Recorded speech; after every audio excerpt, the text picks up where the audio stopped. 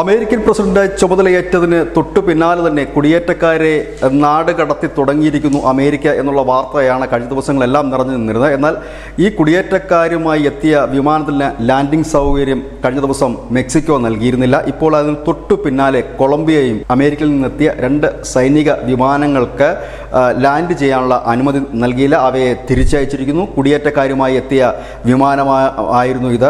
Latin American രാജ്യമാണ് Colombia എന്ന് പറയുന്നത്. ഇവിടുത്തെ പ്രസിഡന്റായ ഗുസ്താവോ പെട്രോ സോഷ്യലിസ്റ്റായ ഒരു പ്രസിഡന്റാണ്. ഈ പെട്രോയുമായി ട്രംപ് നേരത്തെ മുതൽ തന്നെ കട്ട കലിപ്പിലുമാണ്. ഏതായാലും ഇതിന് തൊട്ടു പിന്നാലെ തന്നെ ട്രംപ് ശക്തമായ നടപടിയാണ് കൊളംബിയക്കെതിരെ എടുത്തിരിക്കുന്നത്. കൊളംബിയയുടെ ഉൽപ്പന്നങ്ങൾ ഇനി മുതൽ അമേരിക്കയിൽ വിൽക്കണമെങ്കിൽ 25% നികുതി നൽകണമെന്നൊരു ഉത്തരവ് പുറപ്പെടുവിച്ചു. തൊട്ടു പിന്നാലെ തന്നെ ഈ ഡിപ്ലോമാറ്റിക് വിസയും റദ്ദു ചെയ്തിരിക്കുന്നു. ഇതോടുകൂടി തന്നെ പെട്രോ അയഞ്ഞതിൻ്റെ ചില സൂചനകളും പുറത്തു വരുന്നുണ്ട്. പെട്രോ പറഞ്ഞത് ഈ കുടിയേറ്റക്കാരെ മാന്യമായി തിരിച്ചയക്കണം, അതിന് വേണമെങ്കിൽ തങ്ങളുടെ സ്വകാര്യ വിമാനങ്ങൾ അമേരിക്കയിലേക്ക് അയച്ചു തരാം, പകരം അവരെ കൈവിലങ്ങ് അണിയിച്ചുകൊണ്ട് വിമാനത്തിൽ കയറ്റി ഇങ്ങോട്ടേക്ക് വിടുന്നതിനോട് യോജിക്കാൻ കഴിയില്ല, മനുഷ്യത്വപരമായി പെരുമാറണമെന്ന് പറയുന്നു. ഇതേ ആവശ്യം തന്നെ ബ്രസീലും മുൻപോട്ട് വെച്ചിട്ടുണ്ട്. കാരണം ഒരു കുറ്റവാളികളെപ്പോലെ അവർക്ക് കൈവിലങ്ങ് അണിയിച്ചുകൊണ്ട് വിമാനത്തിൽ കയറ്റുക, വിമാനത്തിൽ നിന്ന് കൈവിലങ്ങ് ഉൾപ്പെടെ ഇറക്കി വിടുക, ഇതിനെ അംഗീകരിക്കാൻ കഴിയില്ല. കാരണം അനധികൃതമായി കുടിയേറിയവരാണെങ്കിൽ പോലും അവർ മനുഷ്യത്വപരമായി അവരോട് പെരുമാറണമെന്ന് പറയുന്നു. ഏതായാലും ഈ ഒരു നടപടി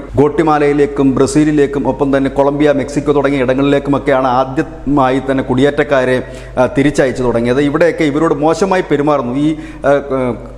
ഈ വിമാനത്തിൽ എത്തിക്കുന്നവരോട് മോശമായി പെരുമാറുന്നു, കുടിവെള്ളം പോലും വിമാനത്തിൽ നൽകുന്നില്ല എന്നുമൊക്കെയാണ് ഈ രാജ്യങ്ങൾ പറയുന്നത്. ഏതായാലും കൊളംബിയയും അമേരിക്കയും തമ്മിൽ ഈ കുടിയേറ്റത്തിൻ്റെ പേരിൽ സംഘർഷം ആരംഭിച്ചിരിക്കുന്നു എന്ന് തന്നെ പറയേണ്ടി വരും.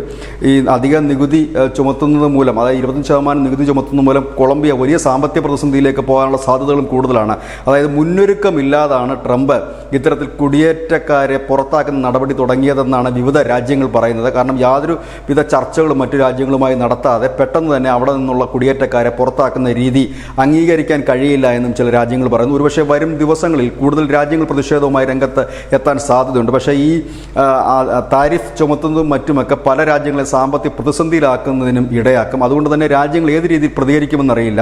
മെക്സിക്കോയുമായിട്ടുള്ള വിഷയങ്ങൾ പെട്ടെന്ന് തന്നെ തീരുമെന്ന് പറയുന്നു. ഇവിടെ കൊളംബിയയുടെ കാര്യത്തിലേക്ക് വരുമ്പോൾ താരിഫ് ട്രംപ് പ്രഖ്യാപിച്ചതിന് തൊട്ടു പിന്നാലെ അതോടൊപ്പം തന്നെ ഡിപ്ലോമാറ്റിക് വിസ റദ്ദ് ചെയ്തതിന് തൊട്ടു പിന്നാലെ തന്നെ പെട്രോ നിലപാട് മാറ്റിയിരിക്കുന്നു. പെട്രോ പറയുന്നത് മാന്യമായി അവരെ തിരിച്ചയക്കണം, ഇല്ലെങ്കിൽ ഞങ്ങളുടെ വിമാനം നൽകിക്കൊണ്ട് അവരെ തിരിച്ചയക്കണം, നടപടി എടുക്കണം എന്നാണ് പറഞ്ഞിരിക്കുന്നത്. അതായത് ഈ താരിഫ് കൂടുതൽ ചുമത്തിക്കഴിഞ്ഞാൽ കൊളംബിയ പോലെ, ഇല്ലെങ്കിൽ അമേരിക്കയിൽ കൂടുതൽ ഉൽപ്പന്നങ്ങൾ വിറ്റഴിക്കുന്ന രാജ്യങ്ങൾക്ക് അത് വലിയ തിരിച്ചടിയാകും. അതുകൊണ്ട് തന്നെ കരുതലോടുകൂടി തന്നെയാണ് പല രാജ്യങ്ങളും ഈ നടപടിയെ നോക്കി കാണുന്നത്. News desk news India Malayalam.